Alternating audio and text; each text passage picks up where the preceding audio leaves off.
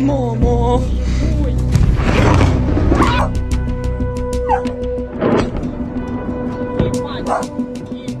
Qual seria o preço justo para se encontrar a paz no conflito ucraniano? Muito provavelmente, a resposta para essa pergunta deve valer algumas milhares de vidas. Enquanto Moscou não dá sinais de que está pronto para negociar uma paz justa e duradoura entre esses povos, Kiev encurralada, sofrendo pressão no leste e com suas cidades sendo atacadas quase que diariamente, não teve outras opções a não ser de levar os ventos da guerra pelo território russo.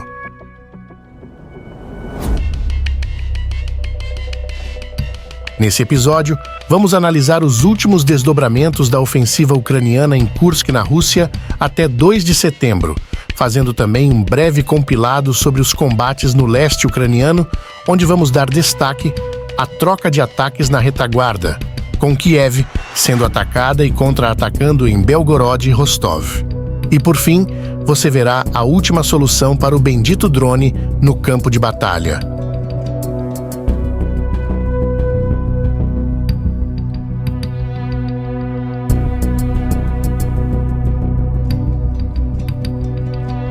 As forças russas recuperaram recentemente posições perdidas a leste de Korenevo em meio a contínuos ataques ucranianos no Oblast de Kursk no dia 2 de setembro.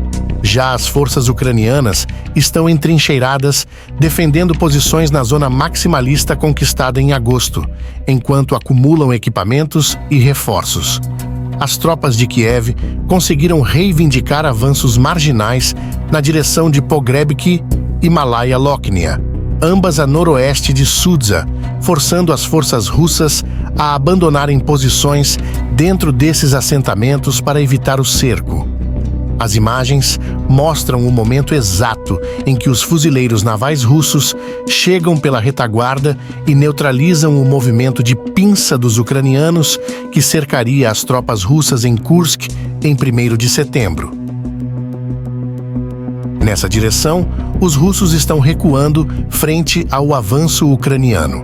Ainda no território russo de Kursk, as forças ucranianas continuam a atacar as travessias de pontões russos sobre o rio Seine, no raion de Glushkovo, a oeste da atual saliência ucraniana no Oblast de Kursk. Entretanto, o Ministério da Defesa russo postou imagens no dia 2 de setembro que supostamente mostram as forças russas atacando 3 lançadores HIMARS ucranianos e 2 sistemas de defesa aérea Bulka-M, um no Oblast de Sumy, na retaguarda da ofensiva ucraniana em Kursk.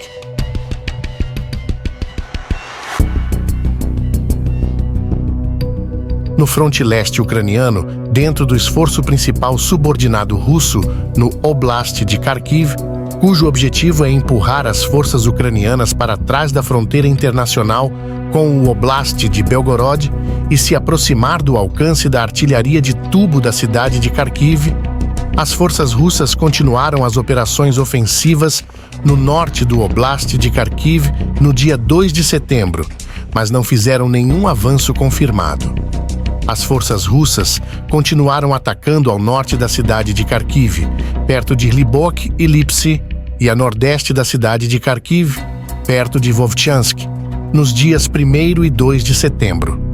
Segundo militares ucranianos, os russos aumentaram o uso de veículos blindados leves e pesados na direção de Kharkiv, e o comando ucraniano afirmou que os militares russos em breve transferirão uma unidade chechena Akhmat, não especificada, para a direção de Kharkiv para servir como uma unidade de bloqueio, ou seja, uma unidade disciplinar especializada que dispara contra as forças amigas se elas se envolverem em uma retirada não autorizada pelo comando russo.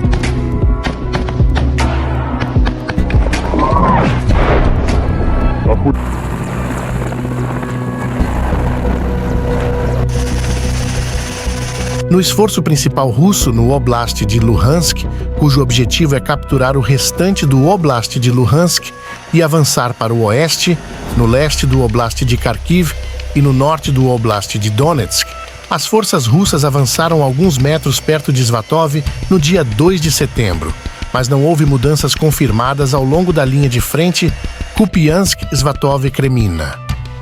Os combates posicionais seguem intensos. Na direção de Donetsk, estão ocorrendo as batalhas mais intensas em todo o leste. Cidades do Oblast de Donetsk, como Chassiv Yar, Toretsk e Pokrovsk, se tornaram o palco de batalhas épicas dentro do contexto do esforço principal russo, cujo objetivo é capturar a totalidade do Oblast de Donetsk. As forças russas avançaram recentemente na direção de Siversk em meio a operações ofensivas limitadas contínuas na área no dia 2 de setembro. Imagens geolocalizadas publicadas no dia 2 de setembro mostram que as forças russas avançaram recentemente em um campo ao norte de Bilohorivka, nordeste de Siversk. As forças russas avançaram recentemente perto de Chassiv Yar, em meio a contínuas operações ofensivas russas na área no dia 2 de setembro.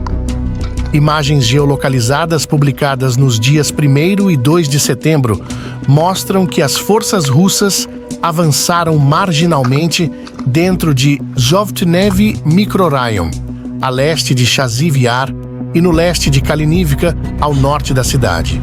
As forças russas também continuaram os ataques terrestres ao norte de Chassiv Yar, perto de Maisky e Markov, e a sudeste de Chassiv Yar, perto de Klishchivka e Andriivka, nos dias 1º e 2 de setembro.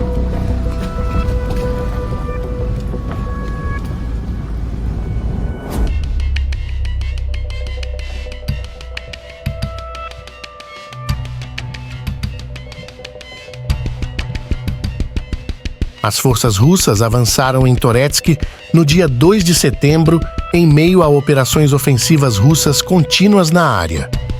O ministro da Defesa russo, Andrei Belousov, creditou à 132ª Brigada de Fuzileiros Motorizados a apreensão de Pivnishny, a leste de Toretsk, e elementos da brigada continuam operando na direção de Toretsk.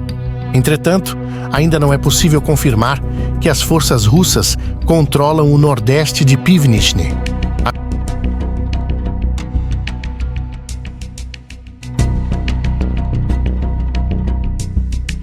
As forças ucranianas recuperaram recentemente posições perdidas a sudeste de Pokrovsk em meio a contínuos ganhos táticos russos na área. Imagens geolocalizadas publicadas no dia 2 de setembro indicam que as forças ucranianas recuperaram posições no sudoeste de Novohrodivka, sudeste de Pokrovsk, e o Estado-Maior ucraniano informou que as forças russas na direção de Pokrovsk estão atualmente concentrando ataques perto de Novohrodivka. O chefe da administração da cidade de Pokrovsk afirmou no dia 2 de setembro que a Ucrânia construiu cerca de 5 linhas defensivas no Rayon de Pokrovsk e que as forças ucranianas continuam os esforços para fortalecer as posições defensivas existentes. Imagens geolocalizadas adicionais publicadas no dia 2 de setembro indicam que as forças russas avançaram no noroeste de Mikhailivka, a leste de Selidov e sudeste de Pokrovsk, e em campos a oeste de Mykolaivka. As tropas russas estão a cerca de 6 quilômetros de alcançar Pokrovsk, propriamente dita. Entretanto, o comando russo parece estar equilibrando duas prioridades ofensivas conflitantes na direção de Pokrovsk: garantir posições no flanco russo a sudeste de Pokrovsk ou desenvolver uma ofensiva direta na própria Pokrovsk. Segundo analistas militares, a força russa na área provavelmente será incapaz de apoiar essas duas prioridades ofensivas simultaneamente, a não ser que Moscou tire uma carta secreta da manga que ninguém esteja vendo ainda.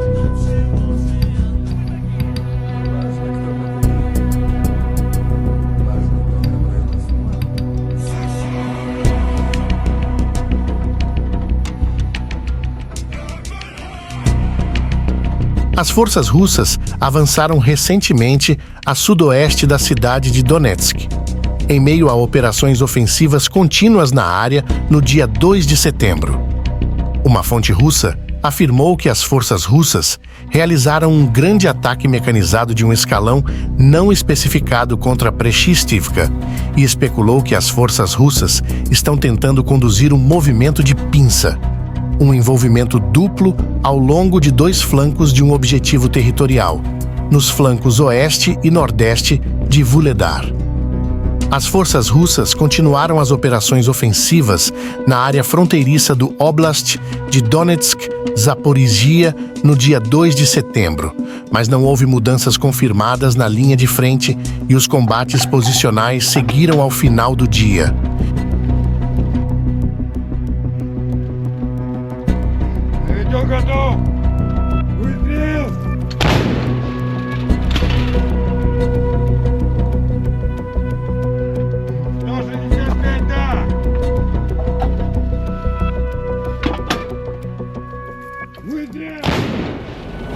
As forças russas realizaram uma série de ataques com mísseis e drones contra a Ucrânia na noite de 1º para 2 de setembro. A Força Aérea Ucraniana informou que as forças russas lançaram 16 mísseis balísticos Iskander-M, ou os coreanos KN-23 dos Oblast de Bryansk, Voronezh e Kursk, 14 mísseis de cruzeiro KH-100 e um do espaço aéreo sobre o Oblast de Volgogrado, 4 mísseis S-300 e um míssil de tipo não especificado do Oblast de Belgorod, e 23 drones Shaheds vindos de Krasnodar. A administração militar da cidade de Kiev informou que as forças ucranianas derrubaram mais de 10 mísseis de cruzeiro e cerca de 10 mísseis balísticos no espaço aéreo da cidade de Kiev e que destroços caíram em Holosiivsky, Sviatoshinsky, Dniprovsky e Shevchenkivsky raions, causando incêndios e danificando uma estação de metrô. As imagens mostram a destruição em Kiev entre os dias 1 e 2 de setembro. Em Sumy, ucranianos afirmaram que os ataques com mísseis russos danificaram uma escola e um orfanato na cidade.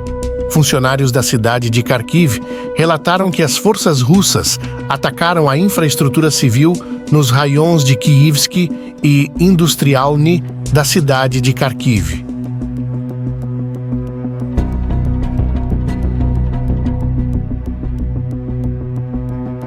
Como retaliação pelos ataques russos nas cidades ucranianas, em especial ao ataque contra Kiev, os ucranianos revidaram e, mais uma vez, atacaram a cidade de Belgorod no dia 2 de setembro. As imagens mostram o momento da chegada do ataque ucraniano, que deixou casas e carros destruídos e 11 civis feridos nos ataques de 2 de setembro. Desde os últimos dias de agosto, o centro da cidade de Belgorod vem sendo bombardeado pelos ucranianos, escalando ainda mais o conflito, que parece não ter fim à vista. Por fim, no último dia 2 de setembro, os ucranianos divulgaram imagens de uma nova solução para seus drones, que agora podem disparar jatos de fogo sobre posições russas entrincheiradas e têm potencial para transformar em uma bagunça o já caótico campo de batalha. Esse foi mais um Boletim Militar. Muito obrigado pela sua audiência e se você curtiu o conteúdo, deixa a tua curtida e fortalece nosso trabalho se inscrevendo no canal e ativando o sininho da notificação para ficar ligado no próximo Boletim de Guerra.